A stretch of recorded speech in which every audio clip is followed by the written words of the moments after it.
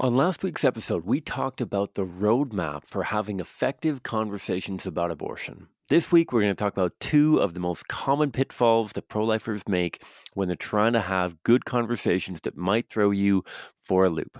Stay tuned.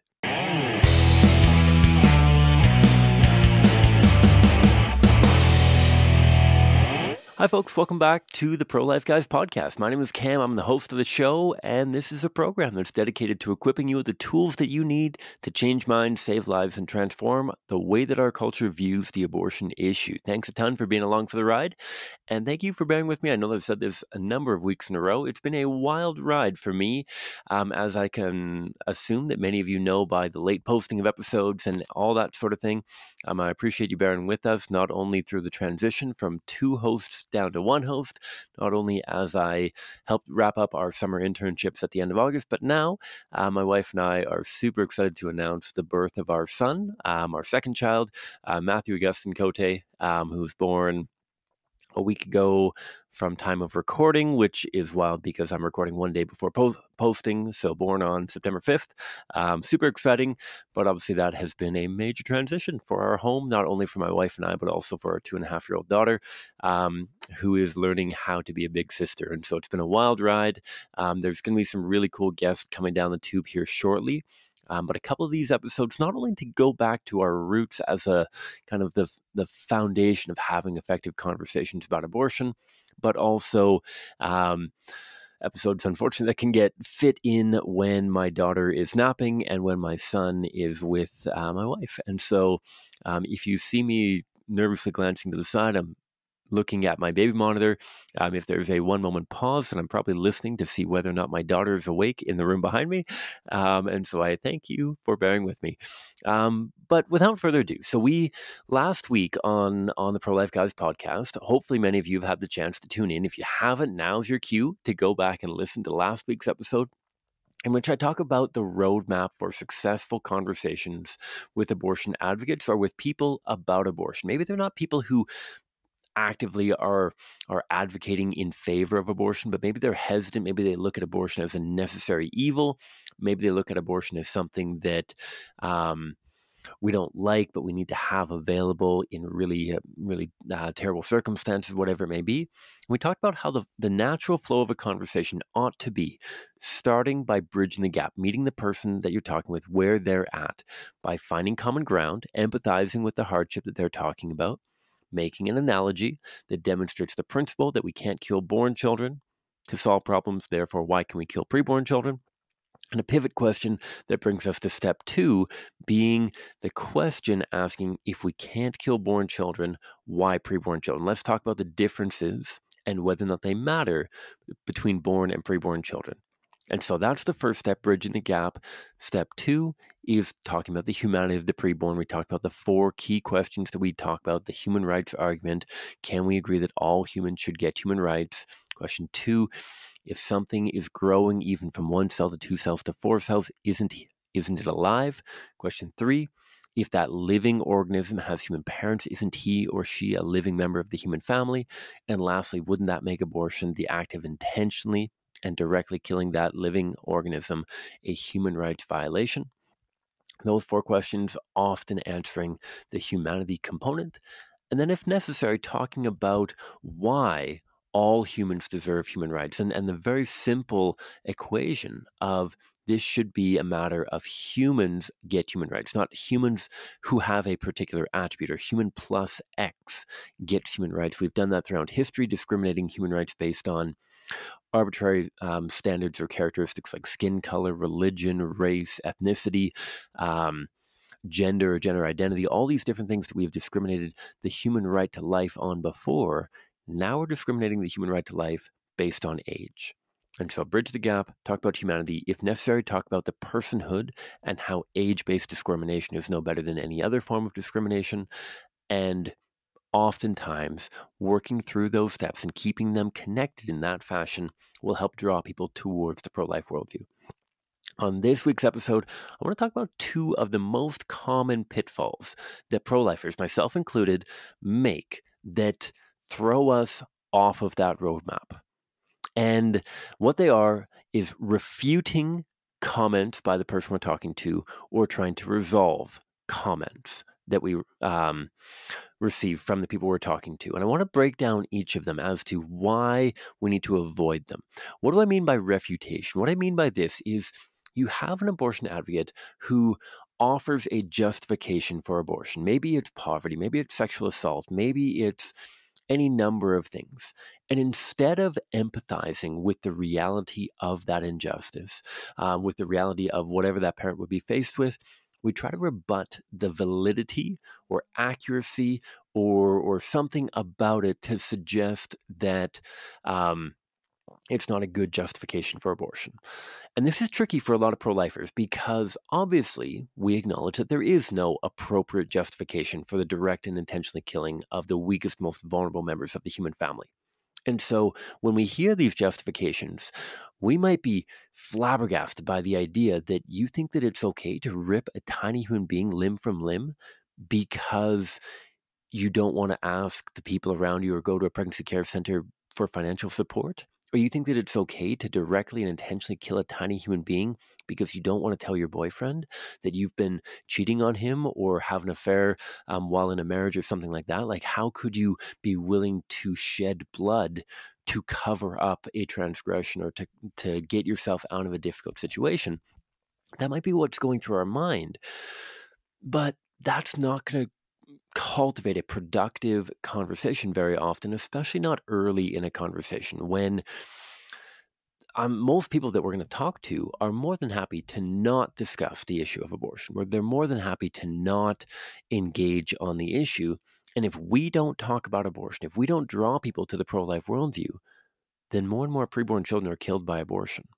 And so we have not only in our best interest, but in so much of a deeper way, in the best interest of preborn children, that we need to break through. We need to have meaningful conversations about abortion, even if that means swallowing what we want to say and saying what we should say. And so a concrete example that I often talk about on this, that is a statistical refutation. And sometimes we'll have people who will say, you know what, abortion should be allowed in case of sexual assault.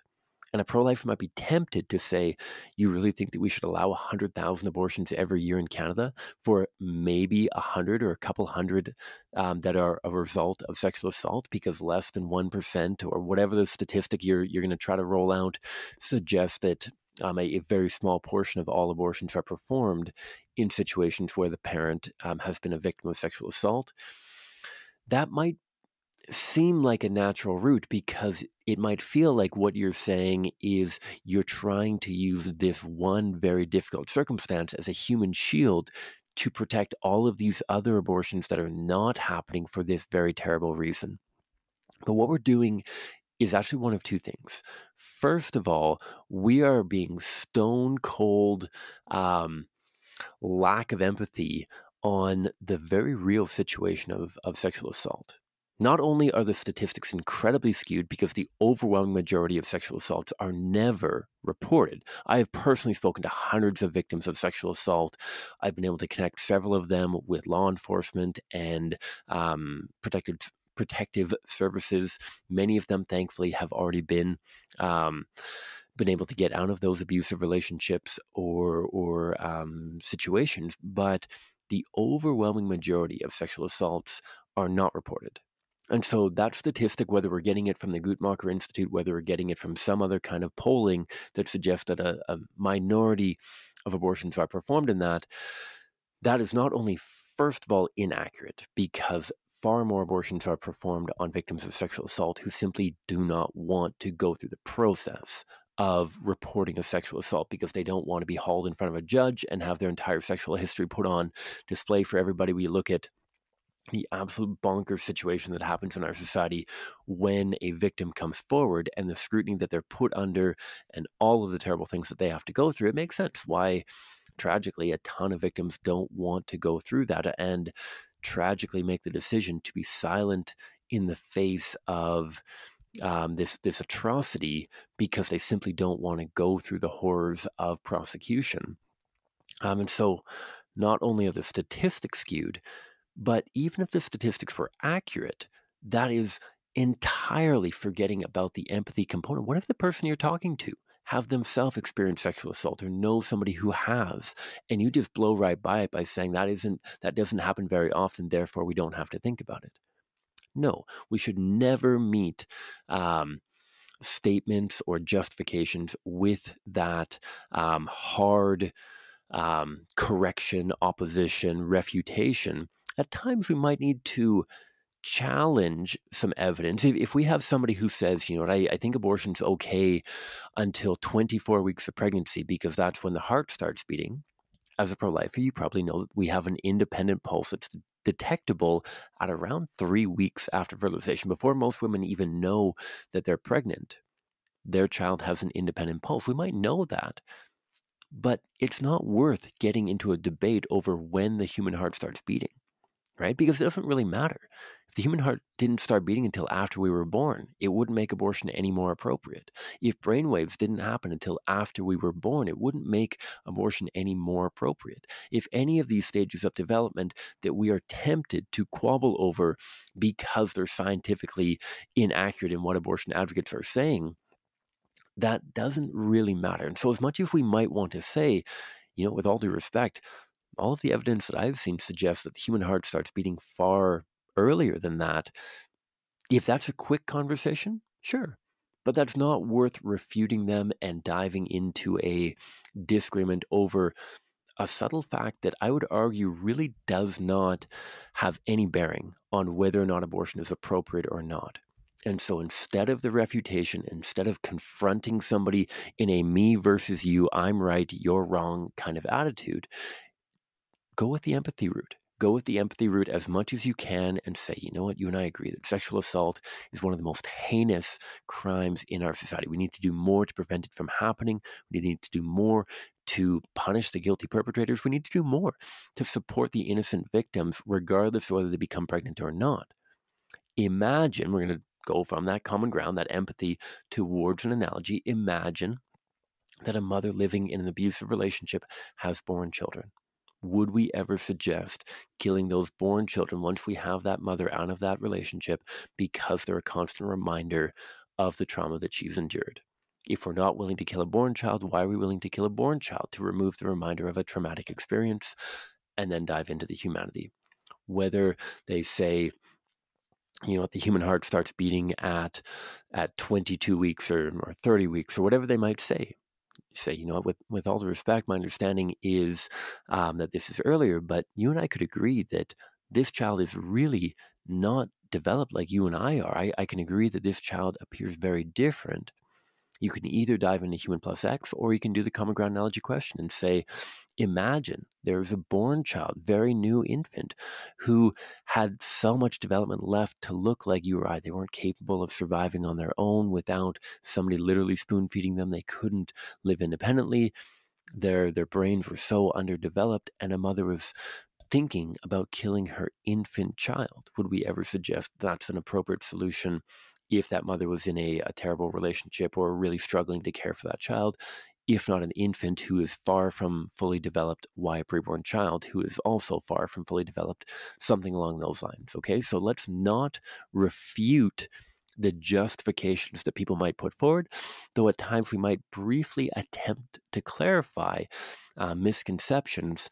Those misconceptions are not worth spending a lot of time over. It's not worth getting into a he said, she said, my sources say one thing, your sources say another thing. That's not worth it. Does this actually matter or have bearing on the abortion conversation as to whether they're right or wrong?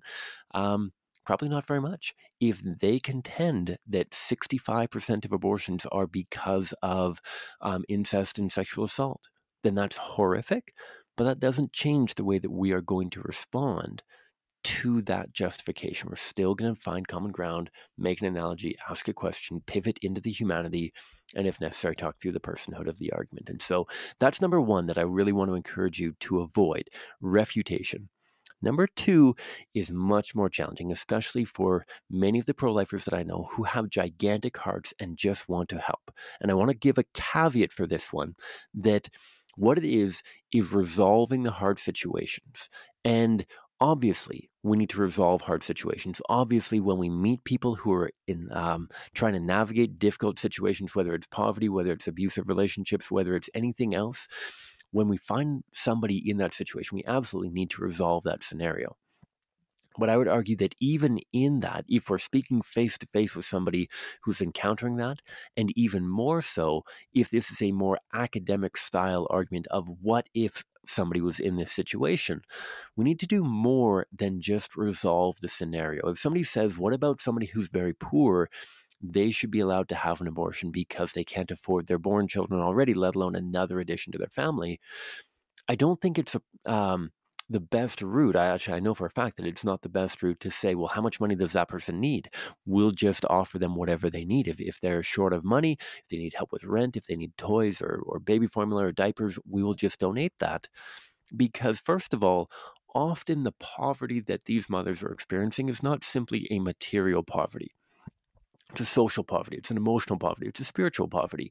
And it's a matter of more than just material ends. And so when we try to flood their lives with finances, it's kind of like somebody working in a toxic work environment who's thinking of leaving the office and you just offer to give them a raise. Yes, that might satisfy them short term. But if you don't remove the toxic components of their work environment, that's not going to satisfy them long term. They're going to come back and say, no, this is still a massive problem. My desk mate is still a huge jerk, or I'm treated unfairly at work, or whatever it may be. I'm lied to constantly. I'm not involved in decision making, whatever it may be. Money doesn't fix everything. And so if we just try to fix these problems financially, then that's not making pregnancy all the way easier. And it's certainly not making abortion any more difficult, right? Because offering somebody thousands, millions of dollars might not change the outlook that they have regarding their pregnancy, because pregnancy changes more than your bank account. Pregnancy changes so much of your life, and it's not just something that only lasts for 9 months. Even if you place that child for adoption, that is going to have a profound impact in your life for the rest of your life. Similarly, having a child isn't just the next 18 years of your life until they move out or they're not legally dependent on you. You're a parent for life. Regardless of how long your child remains under your roof, you are a parent for life in so many ways. And so we can't simply draw people to the pro-life worldview by resolving the hard situations that they're in, because there's always another hard situation. And sure, your $1,000 might alleviate one situation, but it might not alleviate another situation. $1,000 is going to do nothing for somebody who's living in an abusive relationship. $1,000 is going to do nothing for somebody who's been told that their child has a developmental disability. $1,000 is going to do nothing for all of these other problems. And so either we say abortion is wrong because we can fix every problem perfectly, which I hope that every one of you as a listener can acknowledge is incorrect. We cannot, in this broken world, as broken people, solve every problem perfectly. Either we say that, or somehow abortion is appropriate. No, what we need to do is demonstrate that while we are here to offer the best support possible, that support is coming in while juxtaposed with something that directly and intentionally kills an innocent human. And so, even in light of the fact that we can only offer imperfect support, we're not going to be able to provide necessarily everything that they could possibly hope and dream for. What is the alternative?